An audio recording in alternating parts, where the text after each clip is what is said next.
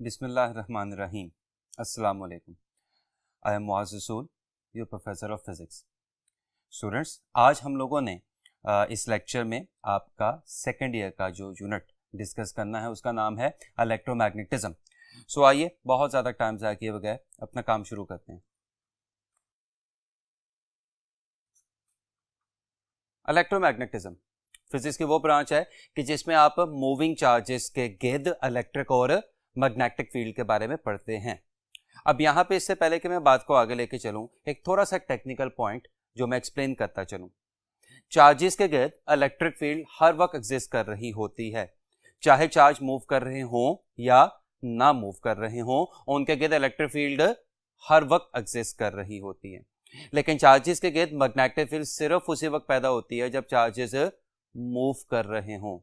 लिहाजा electric field के लिए नॉर्मली एग्जिस्टेंस का वर्ड यूज किया जाता है और मैग्नेटिक फील्ड के लिए नॉर्मली प्रोडक्शन का वर्ड यूज किया जाता है। सबसे पहला कॉन्सेप्ट जो हम लोगों ने देखना है वो है magnetic field due to a current in a long straight wire.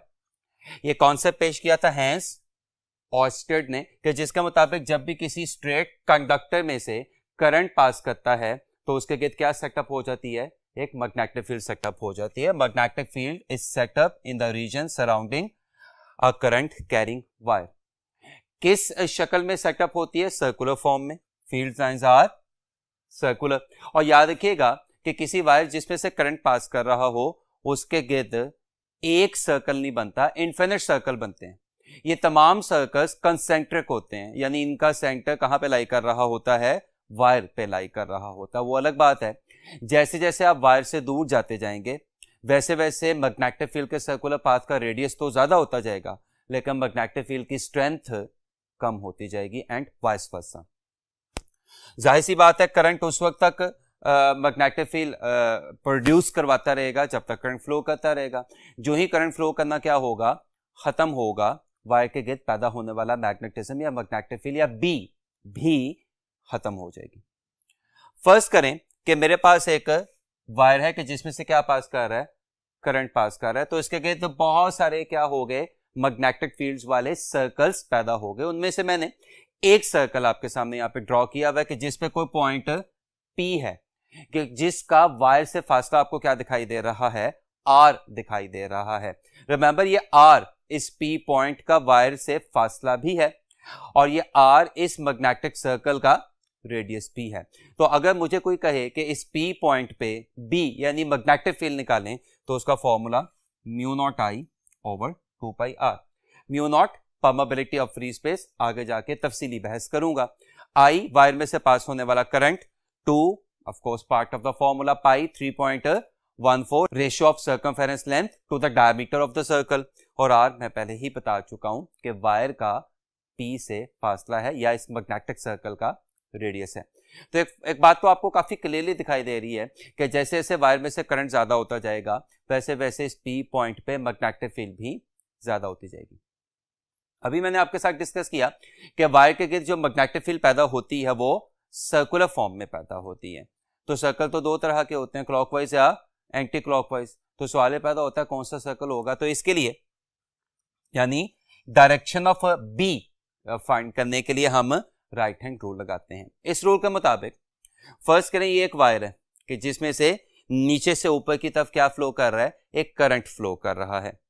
तो राइट हैंड रूल के मुताबिक मैं इस करंट के अलोंग अपने राइट हैंड यानी दाएं हाथ का स्ट्रेच्ड थंब यूं रखूंगा कि थंब की डायरेक्शन करंट को रिप्रेजेंट कर रही होगी, और जब मैं अपनी फिंगर्स को पाम यानी हथेली की तरफ क्या करूंगा, रोटेट करवाऊंगा, तो फिंगर्स की ये रोटेशनल मोशन मुझे मैग्नेटिक फील्ड की डायरेक्शन दे देगी।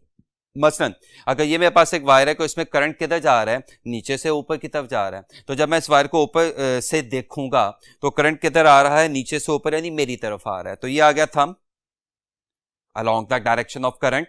और जब मैं अपनी उंगलियों को क्या करूंगा, रोटेट करूंगा, तो ये आपको कैसे रोटेट होती दिखाई दे रही है, ऊपर से एंटी क्लॉकवाइज। तो इस तरह से आप ये अंदाजा भी लगा सकते हैं कि अगर वायर में से गुजरने वाला करंट अपनी डायरेक्शन क्या करेगा, रिवर्स करेगा, तो वायर के गिर्द मैग्नेटिक फील्ड भी अपनी डायरेक्शन रिवर्स कर जाएगी। लेकिन इसमें एक बात याद रखिएगा कि ये रूल कन्वेंशनल करंट के लिए है जो पॉजिटिव चार्जेस की वजह से फ्लो करता है, कि जिसको इलेक्ट्रिक करंट भी कहते हैं। अगर एक्चुअल या रियल या इलेक्ट्रॉनिक करंट आ जाए जो नेगेटिव चार्जेस की वजह से फ्लो करता है, तो रूल अपना आंसर रिवर्स कर देगा। मसलन ये जो भी मैंने आपके साथ एग्जांपल डिस्कस की, अगर इसमें नीचे से ऊपर कन्वेंशनल करंट फ्लो कर रहा है तो ऊपर से देखने से हमें मैग्नेटिक फील्ड कैसे दिखाई दी थी, अगर आपको याद हो, एंटी क्लॉकवाइज। लेकिन अगर यही करंट नीचे से ऊपर फ्लो कर रहा होता, लेकिन कौन सा करंट होता, इलेक्ट्रॉनिक यानी रियल या एक्चुअल करंट होता, तो फिर यही मैग्नेटिक फील्ड आपको ऊपर से देखने से क्लॉकवाइज दिखाई देनी थी।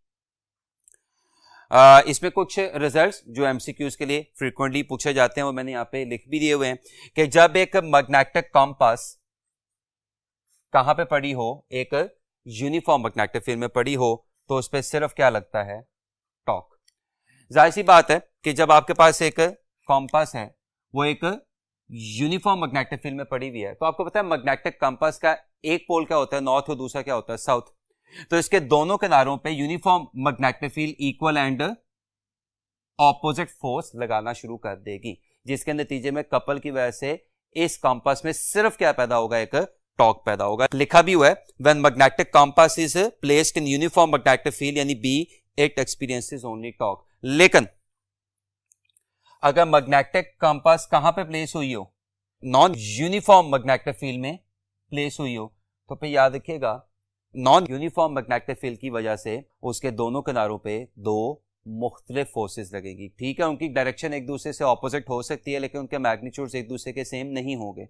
लिहाजा ऐसी जो कंपास है उस पर टॉर्क भी लगेगा और उस पर क्या लगेगी, फोर्स भी लगेगी। So I repeat, when magnetic compass is placed in a uniform B, then it experiences only torque.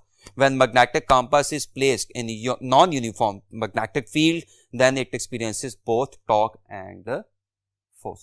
एक MCQ देखिएगा, a current is flowing in a straight conductor vertically upwards. The direction of magnetic field when seen below the conductor is. Option A anti-clockwise, Option B clockwise, Option C into the page, Option D out of the page.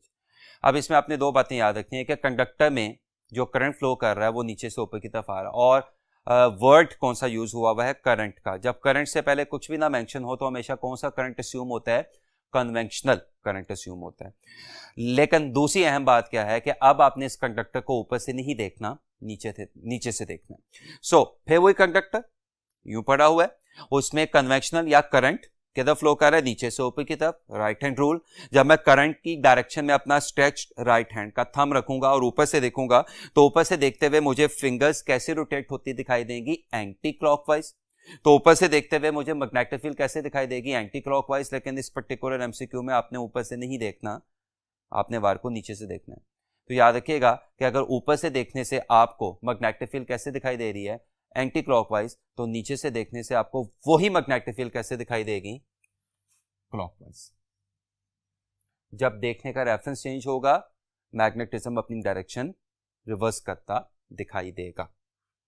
अगला MCQ देखिएगा, when a current of 2 ampere passes through a conductor, then the magnetic field at a distance of 10 centimeter from the conductor is, अभी formula हमने पढ़ा, B equals mu naught I over 2 pi r mu naught 4 pi into 10⁻⁻⁷। Current कितना flow करता दिखाई दे रहा है, 2 is the part of the formula, so is pi. और y से फासला कितना है, 10 सेंटीमीटर। 10 सेंटीमीटर का मतलब क्या होगा, 10/100। कुछ कैंसिलेशंस, कुछ कैलकुलेशंस, पाई और पाई कैंसिल हो गया, 2 और 2 कैंसिल हो गया, 1 0 और 1 0 कैंसिल हो गया। ये जो 0 है ये ऊपर चला जाएगा और जाके -7 को क्या कर देगा, -6। तो आपके इस एमसीक्यू का आंसर आएगा 4 इंटू 10⁻⁻⁶ टेस्ला, जो आपको किस में दिखाई दे रहा है, चार्ली ऑप्शन में दिखाई दे रहा है। बात को आगे लेके चलते हैं। हमारा अगला काम है force on a conductor carrying current in a uniform magnetic field. आपके पास एक कंडक्टर है, उसमें से क्या पास कर रहा है, करंट पास कर रहा है। इसका मतलब एक तो उसकी मैग्नेटिक फील्ड अपनी होगी, क्योंकि उसमें से क्या पास कर रहा है, करंट पास कर रहा है। दूसरा, आपने उस पर एक और मैग्नेटिक फील्ड अप्लाई कर दी हुई है, तो कंडक्टर एक है और इस पर मैग्नेटिज्म कितने लग रहे हैं, 2। एक उसका अपना और दूसरा जो आपने उस पर क्या किया, अप्लाई किया है। तो experimentally it has been found कि जब भी इस किस्म के दो मैग्नेटिज्म्स एक करंट कैरिंग कंडक्टर पे आपस में इंटरेक्शन करते हैं तो कंडक्टर पे नतीजतन एक फोर्स लगना शुरू हो जाती है। ये फोर्स कंडक्टर में से फ्लो करने वाले करंट के डायरेक्टली प्रोपोर्शनल है, कंडक्टर की लेंथ के डायरेक्टली प्रोपोर्शनल है, अप्लाइड मैग्नेटिक फील्ड के डायरेक्टली प्रोपोर्शनल है। याद रखिएगा बी अप्लाइड मैग्नेटिक फील्ड है, और अप्लाइड मैग्नेटिक फील्ड और कंडक्टर के दरमियान बनने वाले एंगल के साइन के डायरेक्टली प्रोपोर्शनल है। जब ये चारों रिजल्ट्स आपस में मिलते हैं तो क्या रिजल्ट आ जाता है, F proportional to I L B sine theta. Proportionality sign equality sign से रिप्लेस होता है, साथ में कांस्टेंट क्या आता है, के, जो जब आप ऐसे यूनिट्स यूज करते हैं तो क्या हो जाता है, 1, this is the force on current carrying conductor placed in a uniform magnetic field, F equals I L B sine theta के, जिसकी वेक्टर फॉर्म होगी ये F vector equals I L vector cross P vector. अब यहाँ पे आप ध्यान से देख सकते हैं बहुत सारे एमसीक्यूज बन सकते हैं। मसलन जब थीटा 90 होगा तो फोर्स मैक्सिमम हो जाएगी, जब थीटा 30 होगा तो फोर्स मैक्सिमम फोर्स का हाफ हो जाएगी चूंकि साइन 30 1/2 होता है, और जब थीटा 45 डिग्री होगा तो फोर्स मैक्सिमम फोर्स से स्क्वायर रूट 2 टाइम्स कम हो जाएगी चूंकि साइन 45 1/√2 होते हैं। इस फॉर्मूला में जो मैंने आपके साथ शेयर किया F equals I L B sine theta, इस फॉर्मूला में बी जो कि अप्लाइड या एक्सटर्नल मैग्नेटिक फील्ड को शो कर रहा है, इसको क्या कहा जाता है, मैग्नेटिक फील्ड स्ट्रेंथ या मैग्नेटिक फील्ड इंडक्शन। यहां से अगर मैं इसकी वैल्यू निकालूं तो बी किसके बराबर आएगा, F over I L sine theta. अब अगर आई क्या हो जाए 1, एल क्या हो जाए 1 और थीटा क्या हो जाए 90, तो ये सारा फैक्टर गायब हो जाएगा। तो बी देखें किसके बराबर आपको आता दिखाई दे रहा है, एफ। इसका मतलब बी यानी मैग्नेटिक फील्ड स्ट्रेंथ या मैग्नेटिक फील्ड इंडक्शन या जिसको मैग्नेटिक फ्लक्स डेंसिटी भी कहा जाता है, ये बेसिकली एक कंडक्टर पे लगने वाली मैग्नेटिक फोर्स ही होती है, जो उस कंडक्टर पे कब लग रही हो कि जब उसमें से 1 एम्पियर का करंट पास कर रहा हो, कंडक्टर की लेंथ क्या हो 1 मीटर और कंडक्टर मैग्नेटिक फील्ड के परपेंडिकुलर पड़ा हो, या इसको यूं भी बोला जा सकता है force on the unit length of the conductor carrying unit current placed perpendicularly to the external और अप्लाइड मैग्नेटिक फील्ड। अब बी का सिस्टम इंटरनेशनल में यूनिट होता है टेस्ला, जो किसके बराबर होता है, न्यूटन पर एम्पियर पर मीटर में, और सीजीएस सिस्टम में यूनिट होता है गॉस, और रिलेशनशिप क्या है कि 1 गॉस किसके बराबर होता है 10⁻⁴ टेस्ला के। अब आपको रिवर्स भी पता होना चाहिए कि 1 टेस्ला किसके बराबर होता है 10⁻⁴ गॉस के। मैग्नेटिक फोर्स लगती है, उसका फॉर्मूला भी देख लिया, F equals I L B sine theta. मुख्तलिफ एंगल्स पे ये भी देख लिया कब मैक्सिमम होगी, कब हाफ हो जाएगी, एंड सो ऑन। अब हमने देखना है कि इस मैग्नेटिक फोर्स की डायरेक्शन क्या है, क्योंकि जब कंडक्टर पे मैग्नेटिक फोर्स लगेगी तो बाज दफा वो कंडक्टर को मूव करवाएगी भी, तो सवाल पैदा होता है किधर को मूव करवाएगी। तो उसके लिए कुल मिला के 3 पॉसिबल रूल्स हैं, और तमाम रूल्स एक ही रिजल्ट देंगे, आपकी मर्जी है आप जो सा मर्जी रूल अप्लाई कर लें। पहला कहलाता है राइट हैंड पाम रूल, जिसके मुताबिक जब आप अपने दाएं हाथ को पूरा स्ट्रेच करते हैं तो थंब किसको शो करता है, करंट की डायरेक्शन को, उंगलियां किसको शो करती हैं, अप्लाइड मैग्नेटिज्म को, और ये जो हथेली है पाम है इसका वेक्टर एरिया किसको शो करता है, कंडक्टर पे लगने वाली फोर्स को। दूसरा रूल क्या है, फ्लेमिंग लेफ्ट हैंड रूल, जो राइट हैंड की बजाय लेफ्ट हैंड पे अप्लाई होगा, जिसमें आपको अपने लेफ्ट हैंड की फर्स्ट 3 फिंगर्स को ऐसे रखना पड़ेगा कि तीनों एक दूसरे तीसरे के क्या हो, परपेंडिकुलर हो। देन याद रखने का बड़ा आसान सा तरीका, एफ बी आई, थंब किसको शो कर रहा है, एफ को यानी मैग्नेटिक फोर्स को, ये फिंगर किसको शो कर रही है, अप्लाइड मैग्नेटिक फील्ड को, और ये जो मिडिल फिंगर है ये किसको शो कर रही है, कंडक्टर में से पास होने वाले करंट को। और तीसरा जो आप लोगों ने फर्स्ट ईयर में चैप्टर नंबर 2 में पढ़ा था क्रॉस प्रोडक्ट का, वो है कि आप अपने राइट हैंड की फिंगर्स को करंट से मैग्नेटिक फील्ड की डायरेक्शन में रोटेट कराएंगे तो थंब आपको फोर्स देगा। एक सिचुएशन पे तीनों रूल लगा के देखें जरा। फर्स्ट करें, आपके पास एक कंडक्टर है कि जिसमें से क्या पास कर रहा है, करंट पास कर रहा है, और इस पे हमने एक एक्सटर्नल मैग्नेटिक फील्ड नीचे से ऊपर की तरफ अप्लाई की है। तो सवाल पैदा होता है इस पे फोर्स किधर को लगेगी, तो इन तीनों रूल्स को बारी बारी लगा के देखते हैं। थंब किस, पहले रूल का मुताबिक थंब किसको शो करता है, करंट को, तो दिस इज करंट। उंगलियां किसको शो करती हैं, अप्लाई मैग्नेटिक फील्ड को, तो वो किधर को जा रही है, ऊपर की तरफ। तो ये आ गया थंब, ये आ गया अप्लाइड मैग्नेटिक फील्ड। तो आप देखें कि जो हथेली है, जो पाम है, उसका वेक्टर एरिया आपको किधर जाता दिखाई दे रहा है, बाहर की तरफ, तो इस कंडक्टर पे फोर्स किधर को लगेगी, बाहर की तरफ, यानी out of the plane of the white board. इसी सिचुएशन को लेफ्ट हैंड रूल से करें, FBI। तो ये फिंगर किसको शो करती है, अप्लाइड मैग्नेटिज्म को। ये फिंगर किसको शो करती है, फ्लो करने वाले करंट को। और थंब किसको जो आपको बताएगा या शो करवाएगा, लगने वाली फोर्स को। तो ये देखिए, ये फिंगर मैग्नेटिक फील्ड, ये फिंगर करंट, और थंब किधर जाता है आपको दिखाई दे रहा है, बाहर की तरफ। तो अगेन फोर्स आपको किधर लगती दिखाई दे रही है, बाहर की तरफ। और अब तीसरा रूल भी लगा के चेक कर लें, क्रॉस प्रोडक्ट वाला, कि जिसमें आपने अपने दाएं हाथ की फिंगर्स को लेंथ या करंट से अप्लाइड डी की तरफ रोटेट करना होता है, तो थंब आपको आंसर देता है। तो ये कंडक्टर की लेंथ है या करंट है।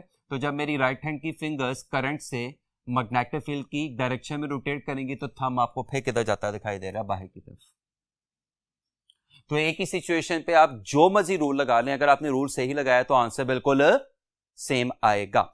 लेकिन इसमें फिर वही बात याद रखिएगा, तमाम रूल्स किसके लिए हैं, कन्वेंशनल करंट के लिए। अगर आपके पास एक्चुअल या इलेक्ट्रॉनिक या नेगेटिव चार्जेस का करंट आ जाएगा, तो फिर याद रखिएगा रूल तो वही होगा, लेकिन रूल लगाने के बाद जो आपको आंसर मिल रहा होगा, आपको उससे रिवर्स आंसर करना पड़ेगा। कुछ एग्जांपल्स हम आगे जाके देखने की कोशिश करेंगे। नेक्स्ट जो एमसीक्यूज के लिए बड़ा अहम कॉन्सेप्ट है, वो है parallel wires, parallel current carrying wires. अब इसमें पहली सिचुएशन देखिएगा कि आपके पास दो पैरेलल वायर्स हैं कि जिनमें करंट कैसे फ्लो कर रहा है, सेम डायरेक्शन में फ्लो कर रहा है। तो अगर मैं इस पे मैग्नेटिक फील्ड का राइट हैंड रूल लगाऊं, तो इस वायर में करंट किधर जा रहा है, ऊपर की तरफ ही आ गया थंब। तो इस साइड पे मैग्नेटिक फील्ड किधर को होगी, अंदर की तरफ, और इस साइड पे मैग्नेटिक फील्ड किधर को होगी, बाहर की तरफ। तो यहां पे इस वायर का क्या लग जाएगा, क्रॉस, और यहां पे इस वायर का क्या लग जाएगा, डॉट। यही रूल इस पे लगाएं तो यहां पे क्रॉस और यहां पे डॉट। अब वायर्स के दरमियान में देखें, आपको दो इक्वल एंड ऑपोजिट मैग्नेटिज्म दिखाई दे रहे हैं, जो एक दूसरे को क्या करेंगे, कैंसिल करेंगे। नतीजा, दरमियान में मैग्नेटिक प्रेशर लो हो जाएगा एज कंपेयर टू सराउंडिंग। ये दोनों वायर्स एक दूसरे की तरफ अट्रैक्ट होंगी। जब यही रूल मैं इस सिचुएशन पे लगाऊं कि दो पैरेलल वायर्स हैं कि जिनमें करंट इक्वल एंड ऑपोजिट है, तो अब क्या होगा, अब इस पे रूल लगाएं, क्रॉस डॉट। अब जब मैं इस पे रूल लगाऊंगा तो क्रॉस और डॉट। अब इन दोनों वायर्स के दरमियान आपको दो मैग्नेटिज्म एक दूसरे को इनहैंस या सपोर्ट करते दिखाई दे रहे हैं। नतीजा, दोनों वायर्स के दरमियान मैग्नेटिक प्रेशर क्या हो जाएगा, स्ट्रांग हो जाएगा, जिसकी वजह से दोनों वायर्स एक दूसरे को रिपेल करना शुरू कर देंगी। यानी सेम डायरेक्शन के करंट वाली वायर्स एक दूसरे को क्या करती हैं, अट्रैक्ट, और ऑपोजिट डायरेक्शन के करंट्स वाली वायर एक दूसरे को क्या करती हैं, रिपेल। आपने काफी छोटी क्लासेस से पढ़ना शुरू किया होगा कि सिमिलर चार्जेस क्या करते हैं, रिपेल, और ऑपोजिट चार्जेस क्या करते हैं, अट्रैक्ट। करंट्स के लिए रूल रिवर्स हो जाता है। सिमिलर करंट्स क्या करते हैं, अट्रैक्ट, ऑपोजिट करंट्स क्या करते हैं, रिपेल कर रहे होते हैं। अच्छा, फिर अब जबकि हमें पता चल गया कि जो एक वायर है वो दूसरी वायर पे फोर्स लगा रही है और दूसरी वायर भी पहली वायर पे फोर्स लगा रही है, दोनों केसेस में, तो किसी भी एक वायर की दूसरी वायर की यूनिट लेंथ पे लगाएगी फोर्स, यानी force per unit length of one wire on other wire is mu naught I1 I2 over 2 pi R, जिसमें mu naught permeability of free space, I1 और I2 दोनों wires में से flow करने वाला current, 2 pi is a part of the formula, और R क्या है, दोनों वायर्स के दरमियान का फासला। ये आपको क्या शो कर रहा है कि किसी भी एक वायर की दूसरी वायर पे लगाएगी फोर्स, दोनों वायर्स में से फ्लो करने वाले करंट्स के प्रोडक्ट के डायरेक्टली प्रोपोर्शनल है। इसका क्या मतलब हुआ कि दोनों वायर्स एक दूसरे पे इक्वल एंड ऑपोजिट फोर्सेस लगा रही होंगी। बिल्कुल कूलम्स लॉ वाला बिहेवियर आपको दिखाई दे रहा है कि ये फोर्सेस म्यूचुअल बिहेवियर फॉलो करता है, आपको दिखाई दे रही है। यानी जो फोर्स एक वायर दूसरी वायर पे लगा रही है, उतनी ही लेकिन ऑपोजिट डायरेक्शन में फोर्स दूसरी वायर पहली वायर पे भी लगा रही होगी। नेक्स्ट हमारा कॉन्सेप्ट है वो है एम्पियर्स सर्किटल लॉ।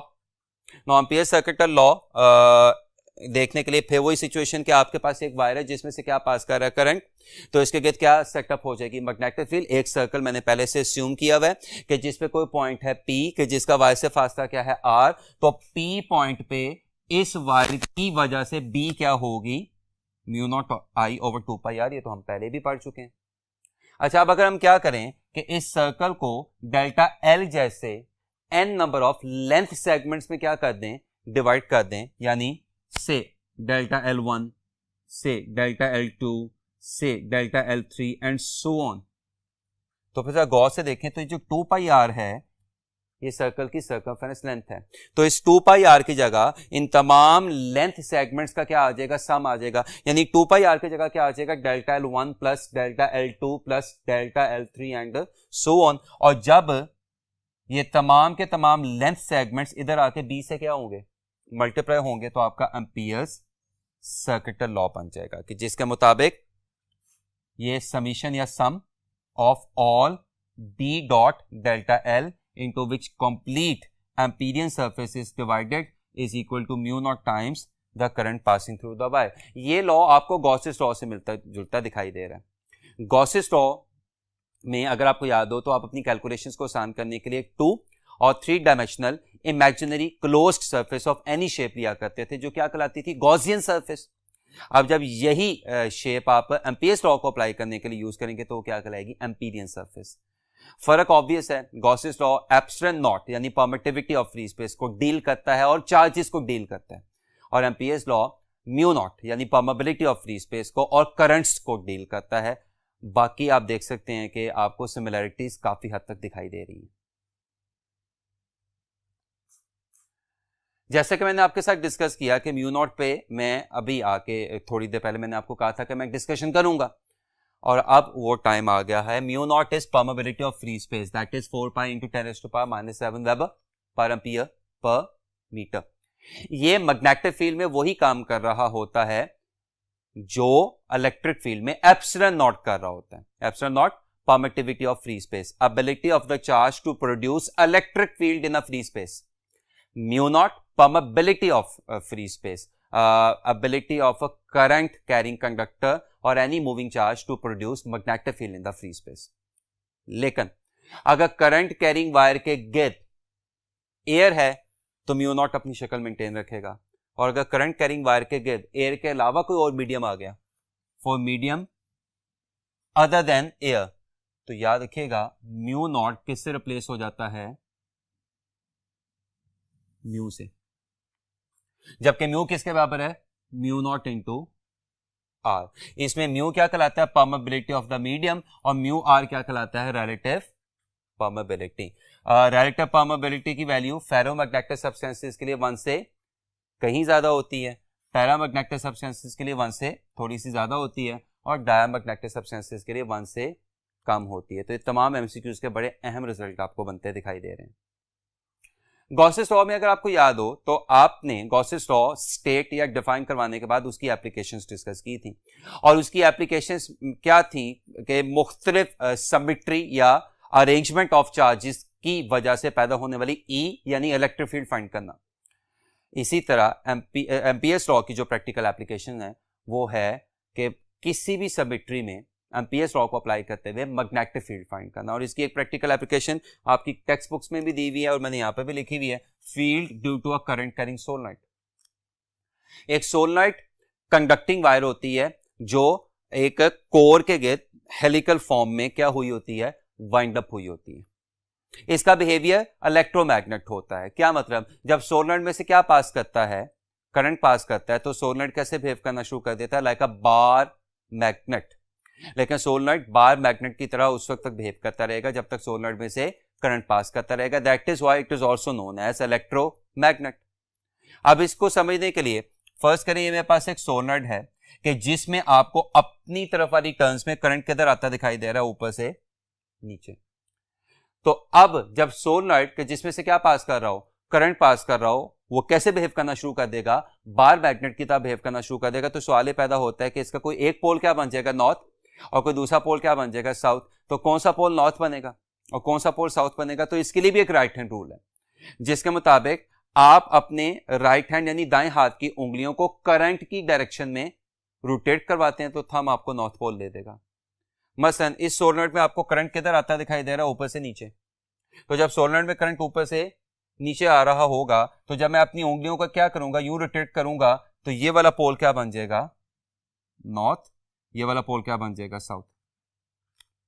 सोलेनॉइड के लिए मैग्नेटिक फील्ड सोलेनॉइड के अंदर साउथ से नॉर्थ की तरफ होती है और सोलेनॉइड के बाहर नॉर्थ से साउथ की तरफ होती है। सोलेनॉइड के बाहर मैग्नेटिक फील्ड इतनी वीक होती है कि हम उसको प्रैक्टिकली क्या कर देते हैं? इग्नोर कर देते हैं। ये रिजल्ट भी यहां पे लिखा हुआ है कि outside the solenoid magnetic field is so weak as compare to that of inside. हम उसको क्या कर देते हैं? इग्नोर कर देते हैं। इनसाइड मैग्नेटिक फील्ड इंतहाई स्ट्रांग होती है, यूनिफॉर्म होती है और उसका फॉर्मूला क्या होता है? Mu naught N I. जबकि इसमें स्मॉल एन क्या है? Number of turns per unit length. इसमें स्मॉल एन क्या है? Number of turns per unit length. So अभी मैंने आपके साथ क्या डिस्कस किया कि आउटसाइड मैग्नेटिक फील्ड क्या होती है? Practically ignorable. Inside magnetic field क्या होती है? इंतहाई strong, mu naught N I. और इसमें स्मॉल एन क्या है? Number of turns per unit length. और कैपिटल एन क्या है? सोलेनॉइड की टोटल नंबर ऑफ टर्न्स। और एल क्या है? पूरी सोलेनॉइड की लंबाई। आउटसाइड बी 0, इनसाइड बी इंतहाई स्ट्रॉन्ग। एजिस पे एमसीक्यू का बहुत अहम रिजल्ट आ गया, किनारों पे मैग्नेटिक फील्ड इनसाइड का हाफ हो जाती है। यानी एजिस बीई एजिस पे मैग्नेटिक फील्ड इनसाइड का हाफ हो जाएगी।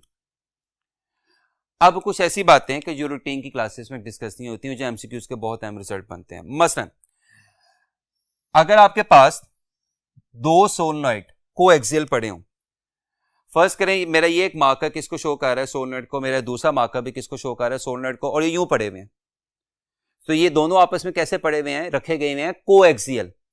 और इनमें करंट कैसे फ्लो कर रहा है? सेम डायरेक्शन में। तो ऐसे सोलेनॉइड्स हमेशा एक दूसरे को क्या करेंगे? अट्रैक्ट। तो ये तो वही रूल हो गया जो आपने स्ट्रेट वायर के लिए पढ़ा हुआ है। इसका मतलब स्ट्रेट वायर हो, लूप हो या सोलेनॉइड हो, और कौन से सोलेनॉइड या लूप्स हो जो कैसे पड़े हुए हैं? कोएक्सियल पड़े हुए हैं। अगर इनमें करंट कैसे फ्लो कर रहा है? सेम फ्लो कर रहा है, तो ये हमेशा एक दूसरे को क्या करेंगे? अट्रैक्ट करेंगे। लेकिन अगर कोएक्सियल प्लेस्ड सोलेनॉइड में करंट कैसे फ्लो कर रहा है? ऑपोजिट। तो एक दूसरे को क्या करेंगे? रिपेल करेंगे। अच्छा, बात को थोड़ा और आगे लेके चलते हैं। अगर आपके पास दो सोलेनॉइड्स कैसे रखे गए हों? पैरेलल, यानी एक सोलेनॉइड यूं है और दूसरा सोलेनॉइड यूं है। ये कैसे कैसे रखे गए हैं? पैरेलल में रखे गए हैं। और इनमें करंट कैसे फ्लो कर रहा है? ऑपोजिट डायरेक्शन में। तो एक दूसरे को क्या करेंगे? अट्रैक्ट करेंगे। इसको मैं समझा दूं, थोड़ा सा आपके साथ शेयर कर दें। फर्स्ट करें, ये मेरे पास एक सोलेनॉइड था कि जिसका ये पोल साउथ और ये पोल नॉर्थ, और ये मेरे पास एक दूसरा सोलेनॉइड था जिसमें करंट ऊपर वाले से ऑपोजिट फ्लो कर रहा था। तो ये पोल क्या हो जाएगा? नॉर्थ, और ये पोल क्या हो जाएगा? साउथ। अब अगर मैं दोनों के लिए मैग्नेटिज्म ड्रॉ करूं, तो इस सोलेनॉइड के लिए मैग्नेटिज्म अंदर किससे किसकी तरफ होगा? साउथ से नॉर्थ। और बाहर किससे किसकी तरफ होगा? नॉर्थ से साउथ। अब जब मैं यही रूल किसके लिए अप्लाई करूं? ऊपर वाले सोलेनॉइड के लिए अप्लाई करूं, तो अंदर मैग्नेटिज्म किससे किसकी तरफ होगा? साउथ से नॉर्थ। और बाहर मैग्नेटिज्म किससे किसकी तरफ होगा? नॉर्थ से साउथ। तो आप देख सकते हैं कि दोनों पैरेलल प्लेस्ड सोलेनॉइड्स के दरमियान इस पोर्शन में दो मैग्नेटिज्म आपको एक दूसरे से ऑपोजिट दिखाई दे रहे हैं। इसका मतलब इन दोनों सोलेनॉइड्स के दरमियान मैग्नेटिक फील्ड्स एक दूसरे को कैंसिल करेंगी। इसका मतलब इन दोनों सोलेनॉइड्स के दरमियान मैग्नेटिक फील्ड्स इंतहाई क्या होंगी? वीक होंगी। इन दोनों सोलेनॉइड्स के दरमियान मैग्नेटिक प्रेशर कम हो जाएगा, जिससे सोलेनॉइड एक दूसरे की तरफ अट्रैक्ट होंगे।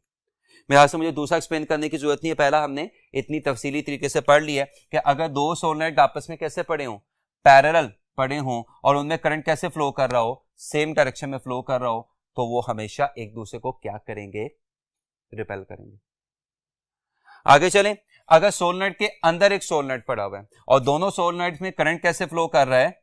सेम डायरेक्शन में, तो क्वाइट ऑब्वियस बात है कि दोनों के मैग्नेटिज्म एक दूसरे को एनहांस करेंगे और इनसाइड मैग्नेटिक फील्ड दोनों सोलेनोइड्स के मैग्नेटिक फील्ड्स का सम हो जाएगी, यानी 2b। लेकिन अगर सोलेनोइड के अंदर एक सोलेनोइड पड़ा हुआ है और दोनों में करंट कैसे फ्लो कर रहा है, ऑपोजिट डायरेक्शन में फ्लो कर रहा है, तो फिर दोनों सोलेनोइड्स की मैग्नेटिज्म एक दूसरे को क्या करेगी, कैंसिल करेगी, और अब इन साइड पे मैग्नेटिक फील्ड क्या हो जाएगी, 0 हो जाएगी। व्हाइट बोर्ड दोबारा शुरू करते हैं।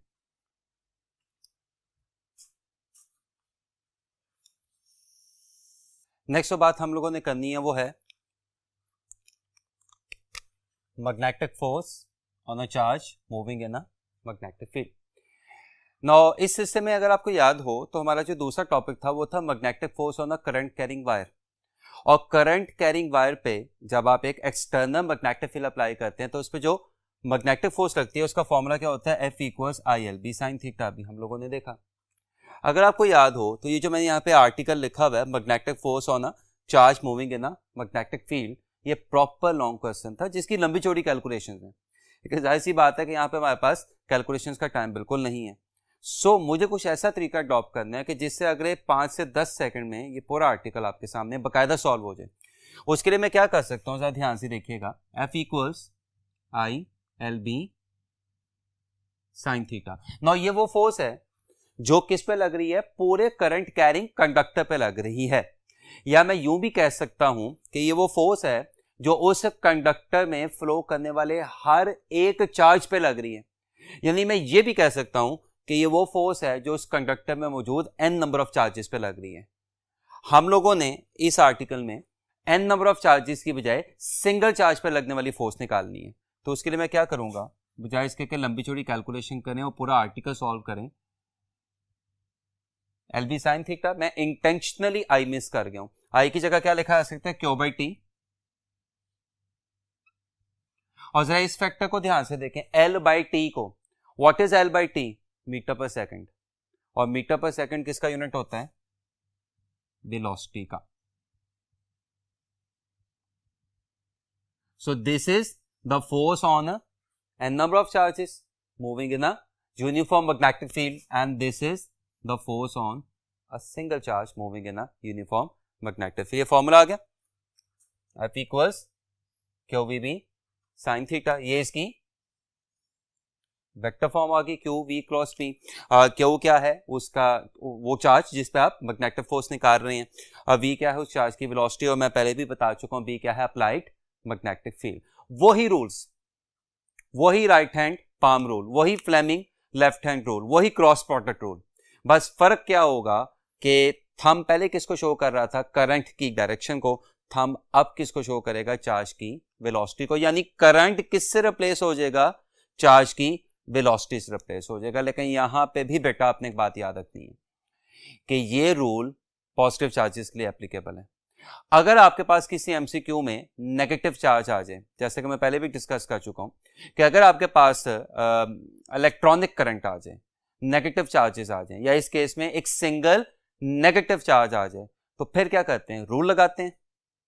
बिल्कुल वैसे लगाते हैं जैसे पॉजिटिव चार्ज के लिए लगाते हैं, आंसर निकालते हैं। लेकिन आंसर निकालने के बाद उसको टोटली रिवर्स कर देते हैं। मसलन अगर पॉजिटिव चार्जेस के लिए रूल लगा के आपका आंसर क्या आ रहा है, ईस्ट, तो नेगेटिव चार्जेस के लिए वही रूल लगा के उसी सिचुएशन में आपके एमसीक्यू का आंसर क्या आ जाएगा, वेस्ट। मैग्नेटिक फोर्स के कुछ बिहेवियर्स, जो चार्ज पार्टिकल पर मैग्नेटिक फोर्स लग रही होती है, it can not perform any work. सवाल पैदा होता है वर्क क्यों नहीं करवा सकती। याद रखिएगा ये डिफ्लेक्टिंग फोर्स है, ये सेंट्रीपिटल फोर्स है, और सेंट्रीपिटल फोर्स कभी भी क्या नहीं करवा सकती, वर्क नहीं करवा सकती। अगर आपको बात समझ नहीं आ रही तो ध्यान से ये सिचुएशन देखें। फर्स्ट करें, ये चार्ज पार्टिकल है, ये जो कैसे मूव कर रहा था, सर्कुलर पाथ में, under the influence of a magnetic force और a centripetal force. No magnetic force है, सेंट्रीपिटल फोर्स हमेशा किस तरफ को होती है, सेंटर की तरफ। जबकि किसी भी जगह पे सर्कुलर पाथ में मूव करते हुए चार्ज पार्टिकल या किसी भी ऑब्जेक्ट का डिस्प्लेसमेंट किसके अलोंग होता है, टेंजेंट के अलोंग। और आप सबको पता है कि सर्कुलर पाथ में टेंजेंट और रेडियस हमेशा एक दूसरे के परपेंडिकुलर होते हैं। यानी इसका मतलब अगर डिस्प्लेसमेंट टेंजेंट के अलोंग है और सेंट्रीपिटल फोर्स रेडियस के अलोंग है टुवर्ड्स द सेंटर, तो वॉक का फॉर्मूला क्या होता है, एफ डी कॉस, और अब यहाँ पे कॉस के आगे क्या आ जाएगा, डिस्प्लेसमेंट और सेंट्रीपिटल फोर्स, टेंजेंट और रेडियस के दरमियान बनने वाला एंगल यानी 90 and cos 90 is 0. Magnetic force can not perform any work. अगर ये वर्क नहीं कर सकती तो फर्स्ट ईयर में आपने वर्क एनर्जी प्रिंसिपल पढ़ा होगा, it can not change in kinetic energy. ये काइनेटिक एनर्जी नहीं चेंज कर सकती. अगर काइनेटिक एनर्जी नहीं चेंज कर सकती तो जाहिर सी बात है ये स्पीड भी चेंज नहीं कर सकती, और it can not produce any torque. अब यहां पे बच्चा हैरान होता है कि सवाल करता है कि सर्कुलर पाथ में तो टॉर्क पैदा होता ही होता है, सेंट्रीपिटल फोर्स टॉर्क नहीं पैदा कर सकती, क्यों? याद रखिएगा, सेंट्रीपिटल फोर्स किससे किसकी तरफ होती है, ऑब्जेक्ट से सेंटर की तरफ, जबकि मोमेंट आर्म आर जो आपने फर्स्ट ईयर में चैप्टर नंबर 2 में पढ़ा होगा वो किससे किसकी तरफ होता है, सेंटर से ऑब्जेक्ट की तरफ. यानी अगर सेंट्रीपिटल फोर्स होगी ऑब्जेक्ट से सेंटर की तरफ तो मोमेंट आर्म होगा सेंटर से ऑब्जेक्ट की तरफ. यानी फोर्स और मोमेंट आर्म आपको एक दूसरे के क्या दिखाई दे रहे हैं, ऑपोजिट दिखाई दे रहे हैं. ऑपोजिट में कौन सा एंगल बनता है, 180. And recall the formula of torque. Now what is torque, R F sine theta, and theta in this case is 180 sin 180 is 0. So magnetic force जो कि चार्ज पार्टिकल के लिए सेंट्रीपिटल फोर्स की तरह बिहेव करती है, it can not perform any work, it can not change in kinetic energy और speed of the particle, it can not produce any torque. तो सवाल ये पैदा होता है कि क्या ये कुछ कर भी सकती है कि नहीं कर सकती. जी बिल्कुल, ये डिफ्लेक्टिंग फोर्स है, तो ये सिर्फ क्या कर सकती है, चार्ज पार्टिकल की डायरेक्शन चेंज कर देती है. तो याद रखिएगा, जब चार्ज पार्टिकल की क्या चेंज होगी, डायरेक्शन चेंज होगी, इसका मतलब उसकी क्या चेंज हो रही है, वेलोसिटी चेंज हो रही है. इसका मतलब उसका क्या चेंज हो रहा है, मोमेंटम चेंज हो रहा है, and change in momentum is known as impulse. ये लिखा भी हुआ है यहाँ पे, इट कैन प्रोड्यूस इंपल्स. ये सिर्फ क्या पैदा कर सकती है, इंपल्स पैदा कर सकती है. चूंकि ये चार्ज पार्टिकल की क्या चेंज कर सकती है, डायरेक्शन. चार्ज पार्टिकल की क्या चेंज कर सकती है, वेलोसिटी. चार्ज पार्टिकल का क्या चेंज कर सकती है, momentum, and change in momentum is known as impulse. यानी it can produce impulse. Next जो हमने बात देखनी है वो है लॉरेंस फोर्स. फर्स्ट करें कि आपके पास एक चार्ज पार्टिकल है जो किसी ऐसी जगह पे मूव कर रहा है कि जहां पे इलेक्ट्रिक और मैग्नेटिक फील्ड्स दोनों अप्लाई हुई हुई हैं. बस इस बात का आपने ध्यान रखना है कि मैग्नेटिक फील्ड चार्ज पार्टिकल के पैरेलल या एंटी पैरेलल नहीं होनी चाहिए, क्योंकि अगर मैग्नेटिक फील्ड चार्ज पार्टिकल के पैरेलल या एंटी पैरेलल होगी तो एंगल क्या बनेगा, 0 डिग्री या 180 डिग्री. इसका मतलब फोर्स नहीं लगेगी. यानी मैग्नेटिक फील्ड, एक और एमसीक्यू का रिजल्ट आ गया, मैग्नेटिक फील्ड चार्ज पार्टिकल को अपनी डायरेक्शन में या अपने से ऑपोजिट डायरेक्शन में मूव, डिफ्लेक्ट या एक्सेलरेट नहीं करवा सकती. सो मैं फिर शुरू करता हूं. हमारे पास एक चार्ज पार्टिकल था जो किसी ऐसे रीजन, एक ऐसे इलाके में मूव कर रहा था कि जहां पे दोनों फील्ड्स मौजूद थी, इलेक्ट्रिक भी एंड मैग्नेटिक भी. तो उस चार्ज पार्टिकल पे दोनों फील्ड्स अपनी अपनी फोर्स लगाएंगी. इलेक्ट्रिक फोर्स भी लगेगी उस चार्ज पार्टिकल पे और मैग्नेटिक फोर्स भी लगेगी. तो जब उस चार्ज पार्टिकल पे दोनों फोर्सेस लगेंगी तो चार्ज पार्टिकल पे जो नेट फोर्स होगी वो उन दोनों फोर्सेस का सम होगा. एफ ई का मतलब इलेक्ट्रिक फोर्स, एफ बी का मतलब मैग्नेटिक फोर्स. इलेक्ट्रिक फोर्स का फॉर्मूला आपने इलेक्ट्रोस्टैटिक्स में पढ़ा होगा, क्यू ई, और मैग्नेटिक फोर्स का फॉर्मूला आपने अभी हम लोगों ने पढ़ा, वैसे भी आपने रूटीन की क्लासेस में भी पढ़ा होगा, q into v cross B. तो इन दोनों फोर्सेस का सम लेने के लिए अगर मैं यहां से चार्ज क्या ले लूं, कॉमन ले लूं, तो this is basically the Lawrence force of electromagnetism, कि जो कि किसी भी चार्ज पार्टिकल पे लगने वाली दोनों इलेक्ट्रिक एंड मैग्नेटिक फोर्सेस का क्या होती है, सम होती है. कुछ MCQs. An electron is projected in a uniform magnetic field directed towards north. If electron is moving towards east, magnetic forces.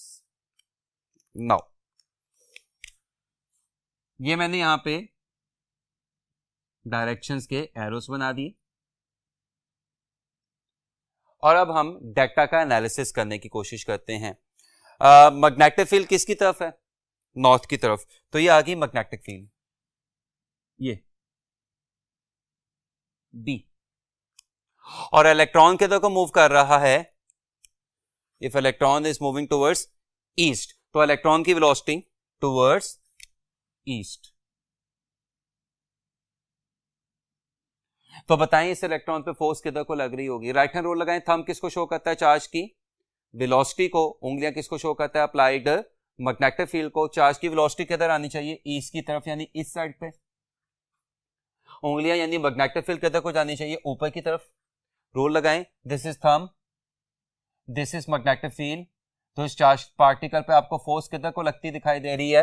Vector area of the palm, out of the white board. लेकिन मैंने आपको क्या बताया था कि अगर negative charge आ जाए, और इस केस में कौन सा चार्ज आया हुआ है? Electron, which is a negative charge. अगर नेगेटिव चार्ज आ जाए तो राइट हैंड रूल जो भी आंसर दे रहा होगा वो आंसर निकाल के आपको एक्चुअल आंसर निकालने के लिए इस पहले वाले आंसर का रिवर्स करना पड़ेगा। यानी यहां पे राइट हैंड रूल मुझे क्या आंसर दे रहा है कि मेरा आंसर क्या आना चाहिए था?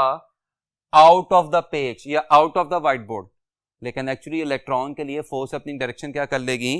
रिवर्स कर लेगी। तो आपके इस एमसीक्यू का आंसर क्या होगा? into the page. Next MCQ देखिएगा, a solenoid has a strength of B inside it. If it is cut into two halves and same current is passed through any of the half, then the strength of B inside any half is. आपके पास एक solenoid था, से उसकी length क्या थी? 10 metre. मैं एक example ले रहा हूं, आई नो 10 मीटर का सोलनॉइड बहुत लेंथी हो जाएगा, मैं एक एग्जांपल ले रहा हूं। आपके पास एक सोलनॉइड था, से उसकी लेंथ क्या थी? 10 मीटर। आपने उसको दो हाफ्स में कट कर दिया। इसका मतलब हर हिस्से की लेंथ पहले के मुकाबले में हाफ होकर कितनी हो जाएगी? 5 मीटर। अब आपने क्या किया कि उनमें से कोई सा एक हाफ दोबारा ऑब्टेन किया और उसमें से क्या पास करवाया? करंट पास करवाया। अब बताएं उस हाफ के अंदर मैग्नेटिक फील्ड की वैल्यू क्या होगी? याद रखिएगा, और आपने पढ़ा भी हुआ है कि सोलनॉइड के लिए इनसाइड मैग्नेटिक फील्ड का फॉर्मूला क्या होता है? Mu naught N I over N I. और इसमें स्मॉल एन क्या होता है? Number of turns per unit length. Solenoid को कट करने से इसमें कोई शक नहीं है कि सोलनॉइड की लेंथ कम हो रही है, लेकिन उसकी नंबर ऑफ टर्न्स भी क्या हो रही होंगी? कम हो रही होंगी।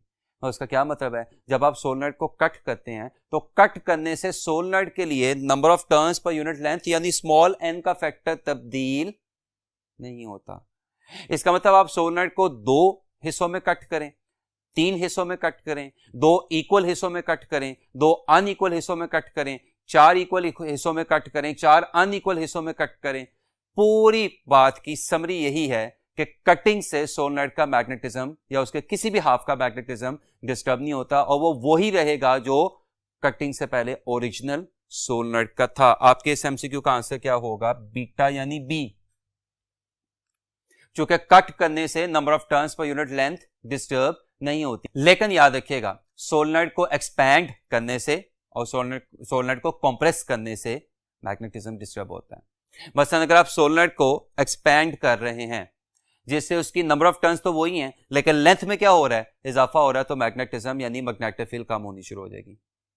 और अगर आप सोलनॉइड को कंप्रेस कर रहे हैं कि जिससे उसकी नंबर ऑफ टर्न्स तो वही हैं, लेकिन सोलनॉइड की लेंथ क्या हो रही है?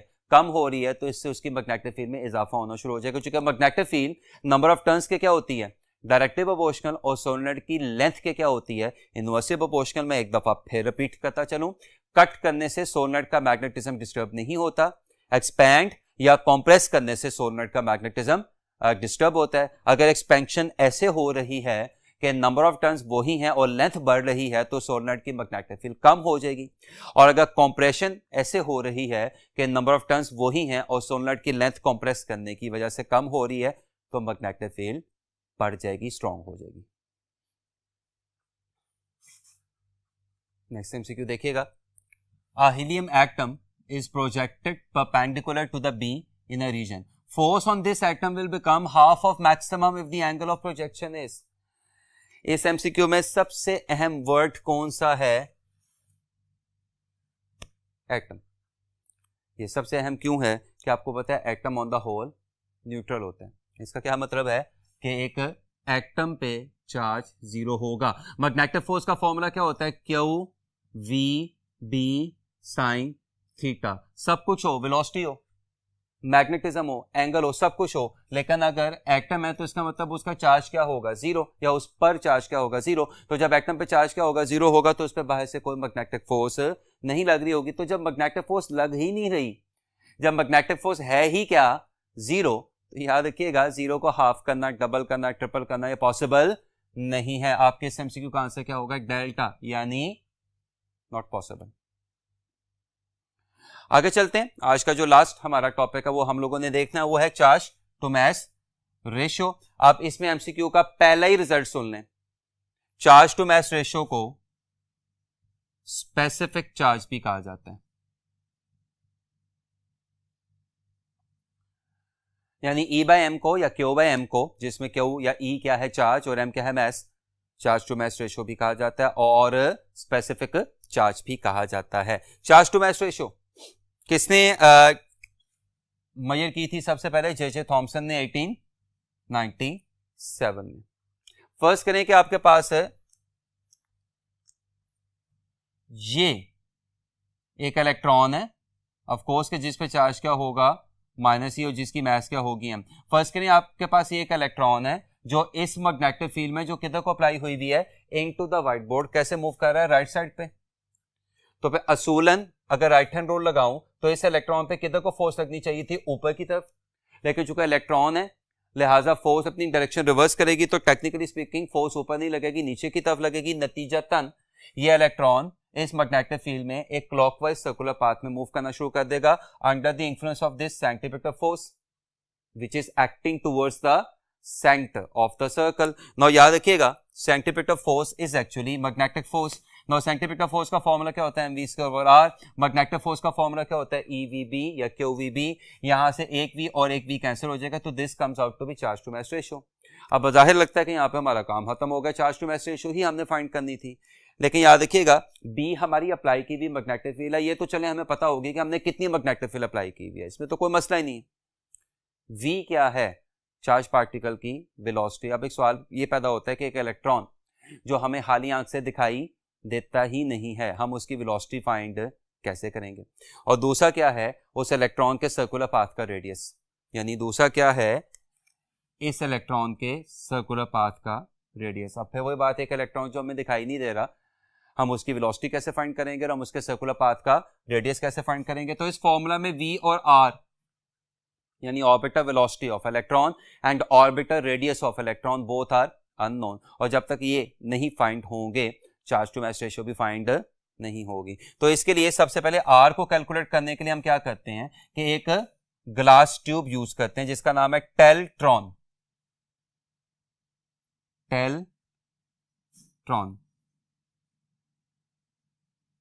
टेल्ट्रॉन दो अल्फाज का कॉम्बिनेशन है, टेली साइक्लोट्रॉन। टेली का मतलब दिखाना, टेलीवाइज करना, आपके सामने पेश करना, और साइक्लोट्रॉन का मतलब क्या होता है, एक ऐसा चार्ज पार्टिकल जो सर्कुलर पाथ में मूव कर रहा हो। तो टेल्ट्रॉन ट्यूब एक ऐसी ट्यूब होती है जो आपको सर्कुलर पाथ में मूव करते हुए चार्ज पार्टिकल को दिखाती है। लेकिन अभी मैंने आपके साथ ये डिस्कस किया कि इलेक्ट्रॉन तो देखा भी नहीं जा सकता, या मुझे कहना चाहिए कि अभी तक देखा भी नहीं गया, तो फिर ये ट्यूब हमें इलेक्ट्रॉन दिखाएगी, इसका आंसर है नहीं। ये इलेक्ट्रॉन के सर्कुलर पाथ को विजिबल करके दिखाएगी, यानी ये सर्कुलर पाथ को विजिबल कर देगी जिसमें इलेक्ट्रॉन ऑर्बिट कर रहा होगा। और इसके लिए हमने इस ट्यूब को क्या किया होता है, लो प्रेशर पे हाइड्रोजन गैस से फिल किया होता है। ट्यूब के अंदर एक कैथोड लगा होता है जिसको एक V वोल्टेज अप्लाई किया जाता है। वो V वोल्टेज कैथोड को हीटअप करता है जिससे थर्मियोनिक एमिशन होती है। कैथोड से क्या निकलते हैं, फ्री इलेक्ट्रॉन्स। वो जो ही ट्यूब में एंटर होते हैं उन पर क्या अप्लाई हुई होती है, एक परपेंडिकुलर मैग्नेटिक फील्ड जो उन इलेक्ट्रॉन्स को क्या करना शुरू कर देती है, सर्कुलर पाथ में घुमाना शुरू कर देती है। इलेक्ट्रॉन ट्यूब के अंदर सर्कुलर पाथ में मूव करते हुए गैस के एटम से लगातार क्या कर रहे होते हैं, कोलाइड कर रहे होते हैं, उनको क्या करते जा रहे होते हैं, एक्साइट करते जा रहे होते हैं। और जब गैस के एटम्स थोड़ी देर बाद क्या होते हैं, डी एक्साइट होते हैं, तो अपने में से क्या करते हैं, एक मखसूस कलर की लाइट निकालते हैं जिससे इलेक्ट्रॉन्स का ट्यूब के अंदर सर्कुलर पाथ विजिबल हो जाता है। और जो ही वो सर्कुलर पाथ विजिबल हो जाता है वहां से आप बड़ी आसानी से सर्कल का डायमीटर और डायमीटर को 2 पे डिवाइड करके सर्कल का रेडियस निकाल सकते हैं। तो आर का मसला तो हल हुआ। अब जहां तक वेलोसिटी का ताल्लुक है तो वेलोसिटी का मसला हम इस तरह से हल करते हैं कि हम वेलोसिटी को एलिमिनेट ही कर देते हैं, यानी हम वेलोसिटी की जगह कुछ ऐसे वेरिएबल्स लिख देते हैं कि जो आसानी से मेजरेबल हो, और उसके लिए law of conservation of energy, increase in kinetic energy is equal to decrease in electric potential energy. What is kinetic energy? Half mv square. What is electric potential energy? ev. Confuse ना होइएगा please. m क्या है electron की मास, e क्या है electron पर charge, v क्या है electron की velocity moving in a circular path, और v वही वोल्टेज है जो आपने इलेक्ट्रॉन ट्यूब के कैथोड पे अप्लाई किया हुआ है. यहां से अगर मैं वेलोसिटी की वैल्यू निकालूं तो this comes out to be this, और जब मैं इस वैल्यू को यहां पर प्लेस करूंगा तो चार्ज टू मास रेशियो का फाइनल फॉर्मूला आ जाएगा ये. मैं फिर बता रहा हूं, v क्या है ट्यूब के इलेक्ट्रॉन ट्यूब के कैथोड पे अप्लाई किया हुआ वोल्टेज, p क्या है अप्लाइड मैग्नेटिक फील्ड, और आप हम पहले फाइंड कर चुके हैं. इस फॉर्मूला से आप इलेक्ट्रॉन की चार्ज टू मास रेशियो बड़ी आसानी से निकाल सकते हैं, which comes out to be 1.75 into 10⁻11 coulomb पर किलोग्राम. और इसमें याद रखिएगा इलेक्ट्रॉन के लिए charge to mass ratio proton से ज्यादा होती है, जबकि प्रोटॉन की charge to mass ratio alpha से ज्यादा होती है. कॉमन सेंस है, इलेक्ट्रॉन और प्रोटॉन पे चार्ज क्या है, सेम है, लेकिन इलेक्ट्रॉन की मास कम है और प्रोटॉन की मास ज्यादा है. इसका क्या मतलब होगा कि प्रोटॉन के लिए चार्ज टू मास रेशियो कम हो जाएगी. मैं फिर बोल रहा हूं, इलेक्ट्रॉन के लिए charge to mass ratio proton से ज्यादा होती है, प्रोटॉन के लिए चार्ज टू मास रेशियो या जिसको स्पेसिफिक चार्ज कहा जाता है अल्फा से ज्यादा होता है, और अल्फा के लिए charge to mass ratio neutron से ज्यादा होती है. इनफैक्ट न्यूट्रॉन के लिए चार्ज टू मास रेशियो 0 होती है, क्योंकि न्यूट्रॉन पे कोई चार्ज एग्जिस्ट नहीं कर रहा होता. अब यहां पे एमसीक्यू के बहुत सारे रिजल्ट बन सकते हैं. मसलन अगर P1 और P2 इक्वल हो जाएं, यानी दो चार्ज पार्टिकल एक ही मैग्नेटिक फील्ड में परपेंडिकुलरली एंटर हो रहे हैं विद सेम मोमेंटम, तो उनके सर्कुलर पाथ की जो रेडियाइज की जो रेशियो होगी वो किसके बराबर होगी, R1/R2 इक्वल्स Q2/Q1. ये निकालना इतना मसला नहीं. अभी हमने किया E/m या Q/m इक्वल्स V/dr. यहां से अगर मैं R की वैल्यू निकालूं तो R किसके बराबर होगा, mv/eb या QB, और mv होता है momentum. MCQ with in MCQ. मैंने क्या बताया कि अगर दो चार्ज पार्टिकल एक ही मैग्नेटिक फील्ड में परपेंडिकुलरली एक ही मोमेंटम के साथ एंटर हो रहे हैं तो P1 इक्वल्स P2 का क्या मतलब है, P कांस्टेंट. दोनों पे मैग्नेटिक फील्ड सेम लग रही है तो B कांस्टेंट, तो इसका क्या मतलब है, R is directly proportional to Q. R is inversely proportional to Q. तो R is inversely proportional to Q का क्या मतलब है, R1/R2 equals Q2/Q1. आगे अगर वही दो चार्ज पार्टिकल एक ही मैग्नेटिक फील्ड में एक ही वेलोसिटी के साथ एंटर हो रहे हो तो अब जाहिर सी बात है कि V क्या हो गया कांस्टेंट और B क्या हो गया कांस्टेंट. तो अब इसका क्या मतलब होगा, R is directly proportional to m/Q. और यहां से जब मैं रेशियो निकालूंगा तो क्या निकलेगी, R1/R2 इक्वल्स m1Q2/m2Q1.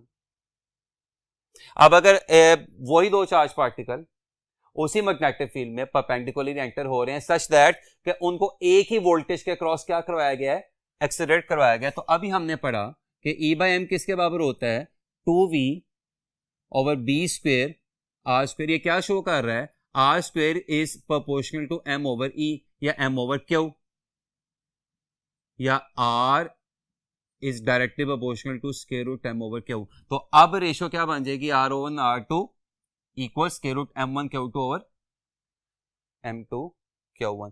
तो सेम मोमेंटम पे R1/R2 equals Q2/Q1, same velocity पे R1/R2 equals m1Q2/m2Q1, same voltage पे R1/R2 इक्वल्स √m1Q2/m2Q1. और अगर वही दो चार्ज पार्टिकल हो, आप देखें एमसीक्यू के रिजल्ट बनते जा रहे हैं, अगर वही दो चार्ज पार्टिकल हो वो एक ही मैग्नेटिक फील्ड में परपेंडिकुलरली सेम काइनेटिक एनर्जी के साथ एंटर हो रहे हो तो R1/R2 इक्वल्स Q2/Q1 √m1/m2. ये निकालना भी कोई इतना मसला नहीं है. आप सिंपली इस फॉर्मूला में काइनेटिक एनर्जी की वैल्यू रिप्लेस कर दें जो किसके बराबर होती है, QV. तो यहां से अगर मैं V निकालूं तो V किसके बराबर आ जाएगा, kinetic energy over Q.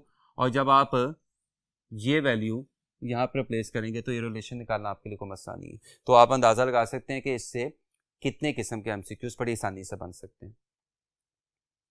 Next जो बात हम लोगों ने डिस्कस करनी है वो है velocity selector. Now velocity selector को डिस्कस करने के लिए ये सिचुएशन गौर से देखें। मेरे पास एक एरिया था, एक रीजन था कि जहां पे इलेक्ट्रिक फील्ड भी अप्लाई हुई थी और मैग्नेटिक फील्ड भी अप्लाई हुई थी। इलेक्ट्रिक फील्ड अप्लाई हुई है नीचे से ऊपर, anode cathode, electric lines of force are always from positive to negative charge. और मैग्नेटिक फील्ड किधर को अप्लाई हुई है? बाहर की तरफ। रिमेंबर ये जो ब्लैक लाइंस हैं ये किसको शो कर रही हैं? नीचे से ऊपर की तरफ जो लाइंस हैं ये किसको शो कर रही हैं? इलेक्ट्रिक लाइंस ऑफ फोर्स को। और ये जो डॉट लगा हुआ है किसको शो कर रहा है? मैग्नेटिक फील्ड को, जो किधर को है? बाहर की तरफ है। अब आप देख सकते हैं कि वेलोसिटी सिलेक्टर में पहली बात आपको क्या दिखाई दे रही है कि E और B एक दूसरे के परपेंडिकुलर होती हैं, यानी इलेक्ट्रिक फील्ड और मैग्नेटिक फील्ड दोनों होती हैं लेकिन दोनों एक दूसरे के परपेंडिकुलर होती हैं। अब इस रीजन में एक पॉजिटिव चार्ज पार्टिकल आपको v वेलोसिटी के साथ एंटर होता दिखाई दे रहा है। तो इस पॉजिटिव चार्ज पार्टिकल पे इलेक्ट्रिक फोर्स किधर को लगेगी? पॉजिटिव से नेगेटिव, यानी नीचे से ऊपर।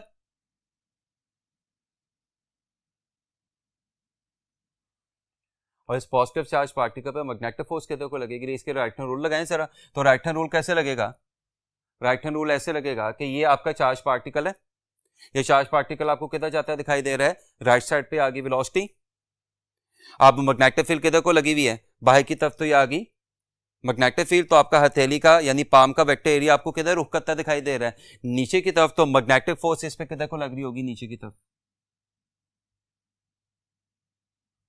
तो वेलोसिटी सिलेक्टर की दूसरी कंडीशन आ गई कि इलेक्ट्रिक और मैग्नेटिक फोर्सेस एक दूसरे के इक्वल एंड ऑपोजिट होती हैं, लिहाजा दोनों फोर्सेस एक दूसरे को क्या करेंगी?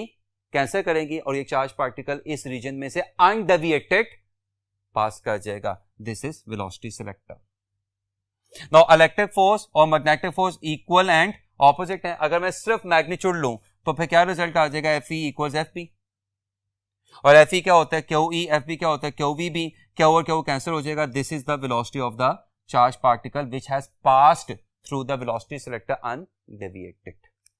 लास्ट बात हम लोगों ने देखनी है वो है साइक्लोट्रॉन। जैसा कि अभी मैंने आपके साथ डिस्कस किया कि जब भी कोई चार्ज पार्टिकल किसी मैग्नेटिक फील्ड में सर्कुलर पाथ में क्या करता है? मूव करता है, तो वो चार्ज पार्टिकल एक्चुअली साइक्लोट्रॉन की तरह बिहेव कर रहा है। साइक्लोट्रॉन है अब charge particle moving in the circular path.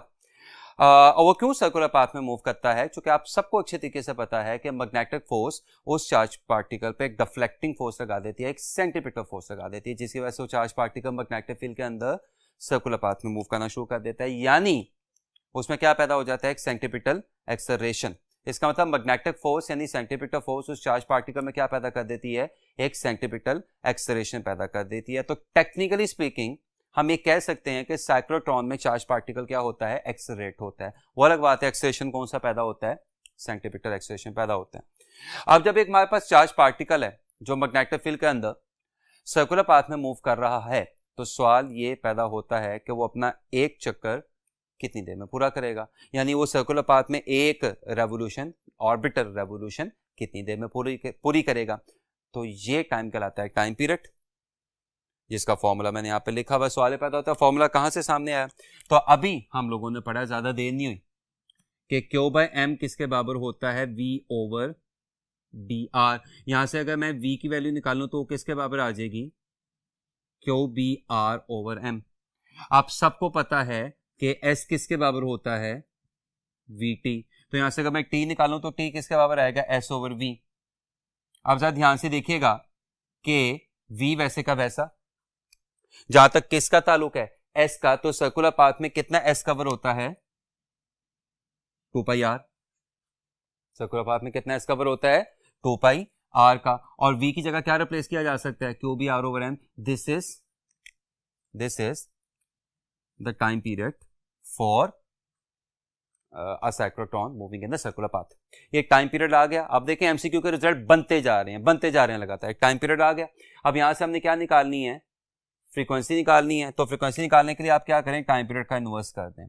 तो जब आप फ्रीक्वेंसी निकालने के लिए टाइम पीरियड का इनवर्स करेंगे तो क्या होगा? Q भी ऊपर चला जाएगा, 2πm नीचे आ जाएगा। This is the frequency of the cyclotron. अब देखिएगा एमसीक्यू बनने का सिलसिला भी खत्म नहीं हुआ। अगर मैं ये 2π जो इधर डिवाइड हो रहा है उसको उधर लेके जाके f से क्या कर दूं? मल्टीप्लाई कर दूं, तो क्या बन जाएगा? 2πf equals q B over m, और आप सबको पता है कि 2 पाई एफ किसके बराबर होता है, एंगुलर फ्रीक्वेंसी या एंगुलर वेलोसिटी। तो आपको क्या दिखाई दे रहा है कि cyclotron means a charge particle moving in a circular path in a magnetic field. The time period is 2 pi m over q B, जिसमें m क्या है, mass of the charge particle, q क्या है, charge on the charge particle, और b क्या है, वो magnetic field जिसके अंदर चार्ज पार्टिकल सर्कुलर पाथ में मूव कर रहा है। This is the expression for time period of a cyclotron, this is the expression for frequency of a cyclotron, and this is the expression for a angular frequency of the cyclotron. White board दोबारा शुरू करते हैं।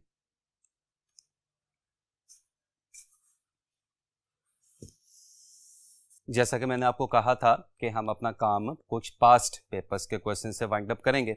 सो आइए कुछ ऐसे MCQs देखते हैं जो पास्ट पेपर्स में पूछे जा चुके हुए हैं, पास्ट एंट्री टेस्ट के पेपर्स में पूछे जा चुके हुए हैं।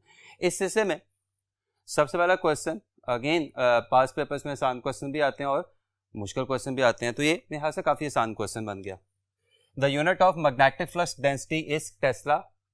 टेस्ला जब पूरा लिखा जाएगा तो स्मॉल लेटर्स में, और जब टेस्ला का पहला लेटर लिखा जाएगा तो चूंकि it is after the name of a scientist Nikolai Tesla, तो कैपिटल टी लिखा जाएगा। It can also be written as, आप सबको पता है कि B बराबर होता है F over I L sine theta.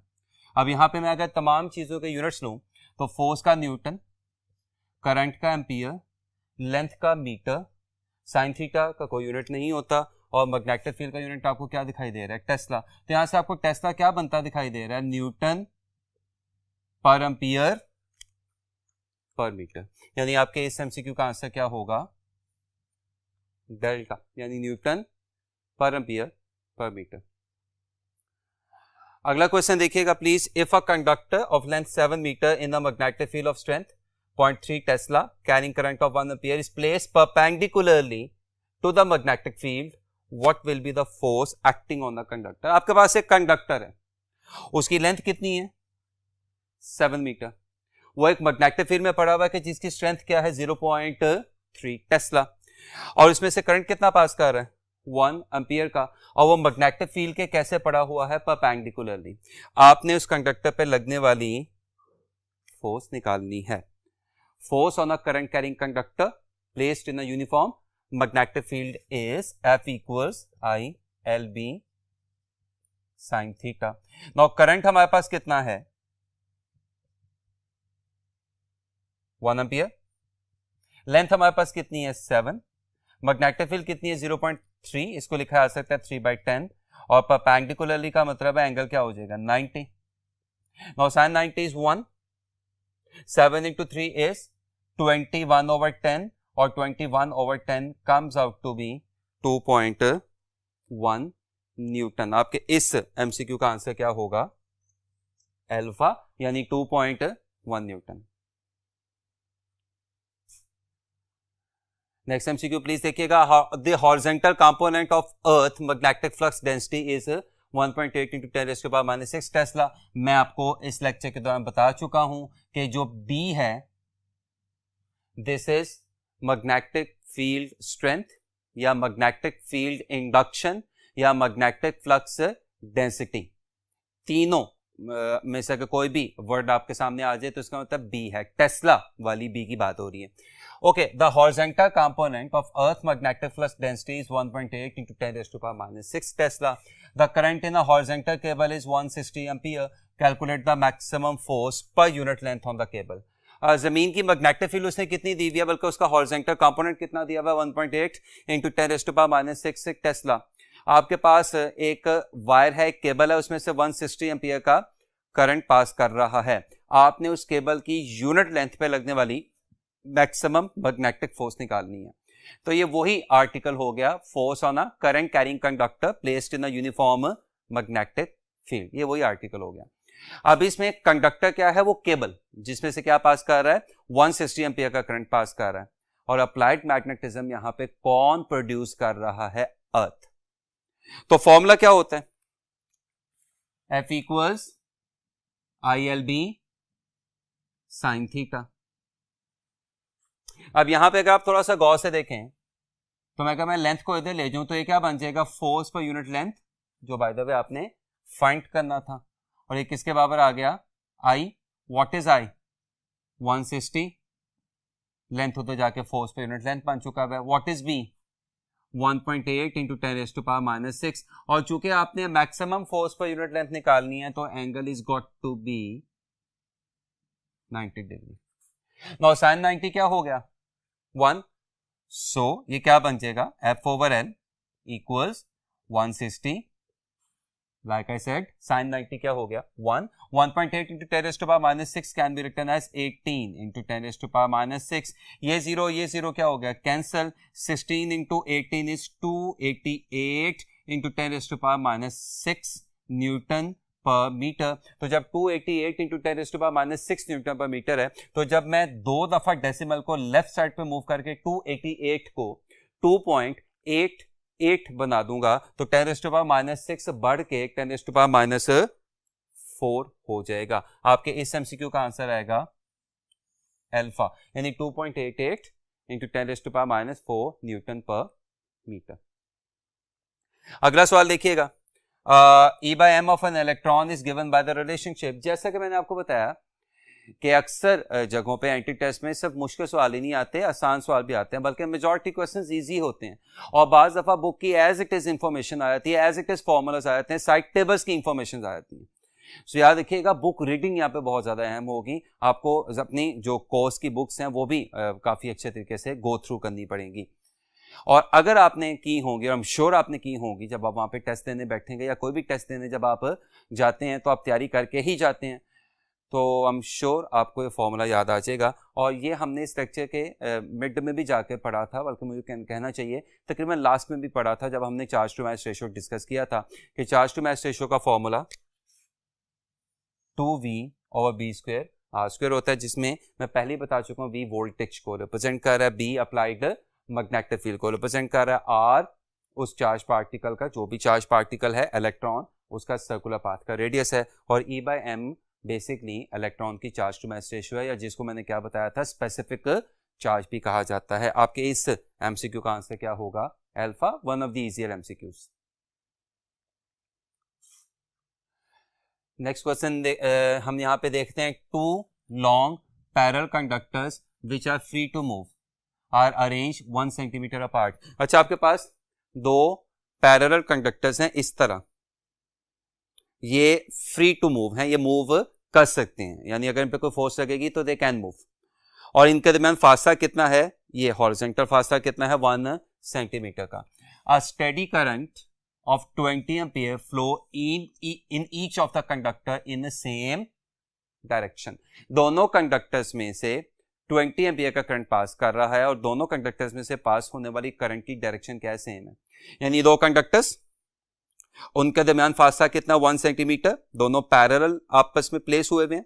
इनमें दोनों में करंट कैसे फ्लो कर रहा है, 20 एम्पियर, और दोनों में फ्लो करने वाले करंट की डायरेक्शन क्या है, सेम है।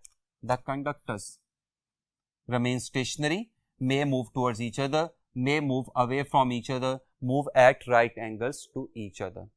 So आज के ही लेक्चर में हम लोगों ने किया था कि सिमिलर चार्जेस क्या करते हैं, रिपेल, ऑपोजिट चार्जेस क्या करते हैं, attract. Straight current carrying wires के लिए रूल रिवर्स हो जाता है। क्या मतलब है इस बात का, सिमिलर डायरेक्शन वाली करंट्स वाली वायर आपस में एक दूसरे को क्या करेंगी, अट्रैक्ट, और ऑपोजिट डायरेक्शन करंट वाली वायर्स एक दूसरे को क्या करेंगी, रिपेल। इस एमसीक्यू में दोनों वायर्स में करंट एक जितना फ्लो कर रहा है और सेम डायरेक्शन में फ्लो कर रहा है। इसका मतलब है दोनों वायर्स एक दूसरे को क्या करेंगी, अट्रैक्ट करेंगी। तो अगर लगने वाली फोर्स की वजह से ये वायर्स मूव करेंगी तो ऐसे मूव करेंगी कि इनके दरमियान फासला कम होना शुरू हो जाएगा, यानी वायर्स एक दूसरे की तरफ मूव करेंगी। आपके इस एमसीक्यू का आंसर क्या होगा, बीटा, यानी may move towards each other. अब यहाँ पे बच्चा क्वेश्चन ये करता है, why we are not using a certain word. तो याद रखिएगा, फोर्स एक टेंडेंसी का नाम है, और टेंडेंसी चेंज करवाने की कोशिश का नाम है, और कोशिश कभी कामयाब हो भी सकती है और कभी कामयाब नहीं भी हो सकती, इसलिए मे का वर्ड यूज हुआ है। इसका मतलब इन दोनों वायर्स पे एक दूसरे की तरफ फोर्स लगेगी, तो हो सकता है कि एक दूसरे की तरफ मूव कर जाएं, और ये भी हो सकता है कि एक दूसरे की तरफ मूव ना करें। अगेन इसका मतलब टेक्निकली स्पीकिंग अल्फा भी इतना गलत नहीं है, but MCQ is all about picking up the best option among the given ones. और इन दोनों में से अगर मुझे किसी को पिक करना होगा तो मैं बीटा को पिक करूंगा कि इनमें शायद एक दूसरे की तरफ मूव करने की टेंडेंसी एग्जिस्ट करेगी और ये मूव करना शुरू कर देंगी। आई रिपीट, आपके एमसीक्यू का आंसर क्या होगा? बीटा। नेक्स्ट क्वेश्चन देखिएगा, आ neutron having a mass equal to that of proton 1.6 into 10 raised to power minus 27 kilogram is moving in a magnetic field of intensity 1.2 into 10 raised to power minus 3 Tesla with a speed of 2 into 10 raised to power 7 meter per second. What is the maximum force experienced by the neutron? आपके इस MCQ में सबसे अहम word कौन सा है? Neutron. और आप सबको पता है कि neutron is a neutral particle जिस पे कोई चार्ज नहीं होता। Force on the moving charge in a magnetic field is F equals q v B sine theta. Velocity exist कर रही है, मैग्नेटिक फील्ड एग्जिस्ट कर रही है, हो सकता है एंगल भी एग्जिस्ट कर रहा हो, लेकिन again we are talking about neutron कि जिस पे चार्ज क्या होता है? जीरो। तो जब न्यूट्रॉन पे चार्ज होगा तो न्यूट्रॉन पे कोई मैग्नेटिक फोर्स एक्ट नहीं करेगी, यानी मैग्नेटिक फील्ड न्यूट्रल पार्टिकल को, इवन इलेक्ट्रिक फील्ड भी न्यूट्रल पार्टिकल को डिस्टर्ब नहीं कर सकती। सिर्फ ग्रेविटेशनल फील्ड है जो न्यूट्रल पार्टिकल को उसकी मास की वजह से डिस्टर्ब कर सकती है। आपके इस एमसीक्यू का आंसर क्या होगा? बीटा, यानी 0। स्टूडेंट्स, आज के लिए लास्ट क्वेश्चन देखिएगा। Negative charges often come down from sky to earth and get deflected towards. एक इंतहाई छोटी लेंथ वाला एमसीक्यू भी इंतहाई टेक्निकल हो सकता है। अब इसमें सबसे पहले तो हमें डायरेक्शंस के एरोस को थोड़ा सा समझना पड़ेगा। जरा ध्यान से मेरी बात सुनते जाइएगा। फर्स्ट करें कि ये जिस तरफ को मैं अपने हाथ का इशारा कर रहा हूं, ये है वेस्ट। तो अगर ये साइड वेस्ट है तो ये साइड क्या हो जाएगी? ईस्ट। आप लोगों की तरफ वाली साइड क्या हो जाएगी? नॉर्थ। और मेरी तरफ वाली साइड क्या हो जाएगी? South. I repeat, west, east, north और मेरी तरफ वाली साउथ। तो फिर ये क्या होगा? वर्टिकली अपवर्ड, और ये क्या होगा? Vertically downward. इसका मतलब 6 साइड्स का ध्यान रखना पड़ना है हमें। अब अगर मैं व्हाइट बोर्ड पे आपको समझाने के लिए काम करूं, वेस्ट, ईस्ट, नॉर्थ, साउथ, तो अगर ये क्या है? वेस्ट, और ये क्या है? ईस्ट, और ये क्या है? नॉर्थ, और ये क्या है? साउथ। तो वर्टिकली अपवर्ड होगा, वर्टिकली अपवर्ड्स होगा out of the white board, बाहर की तरफ, और vertically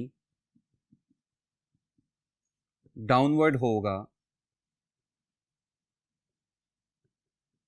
into the white board, यानी अंदर की तरफ। मैं फिर आपको समझाने के लिए, west, east, north, south, vertically upward, vertically downward. अब सवाल की तरफ आते हैं। Negative charges often come down from sky to earth. Negative charges आसमान से जमीन की तरफ आ रहे हैं, यानी नेगेटिव चार्जेस के तो को मूव कर रहे हैं वर्टिकली डाउनवर्ड को। तो मैं नेगेटिव चार्जेस की वेलोसिटी के लिए क्या लगा देता हूं? क्रॉस। ये क्रॉस क्या शो कर रहा है कि नेगेटिव चार्जेस की वेलोसिटी किधर को है? वर्टिकली डाउनवर्ड, यानी व्हाइट बोर्ड की तरफ है। Often come down from sky to earth and get deflected towards. अच्छा, उनके डिफ्लेक्शन की वजह क्या होगी? जमीन की मैग्नेटिक फील्ड, और जमीन की मैग्नेटिक फील्ड साउथ से नॉर्थ की तरफ होती है। आप देख सकते हैं एमसीक्यू विद इन एमसीक्यू कि जमीन की मैग्नेटिक फील्ड किससे किसकी तरफ होती है? साउथ से नॉर्थ की तरफ होती है। नेगेटिव चार्जेस किधर को आ रहे हैं? वर्टिकली डाउनवर्ड या इनटू द व्हाइट बोर्ड। जमीन की मैग्नेटिक फील्ड किससे किसकी तरफ है? साउथ से नॉर्थ की तरफ। तो मैं इस पे लगाने लगा हूं right hand rule, palm rule. Thumb किसको शो करता है? चार्जेस की वेलोसिटी को, जो किधर को आ जाएगी? अंदर की तरफ, क्रॉस। थंब आ जाएगा अंदर की तरफ। फिंगर्स राइट हैंड की किसको शो करती हैं? अप्लाइड मैग्नेटिक फील्ड को, तो वो किधर को जाएंगी? नॉर्थ की तरफ। तो ये आ गया थंब व्हाइट बोर्ड की तरफ, और ये आ गया नॉर्थ की तरफ जाने वाली फिंगर्स मैग्नेटिक फील्ड। तो आप देख सकते हैं कि जो पाम है उसका वेक्टर एरिया आपको किस तरफ को रुख करता दिखाई दे रहा है? ईस्ट की तरफ। तो इन चार्जेस पे मैग्नेटिक फोर्स लगनी किधर चाहिए? ईस्ट की तरफ। बट ये कौन से चार्जेस हैं? नेगेटिव चार्जेस हैं। इसका मतलब मैंने आपको बताया था कि जब नेगेटिव चार्जेस आ जाए तो क्या होता है? रूल एज इट इज लगता है।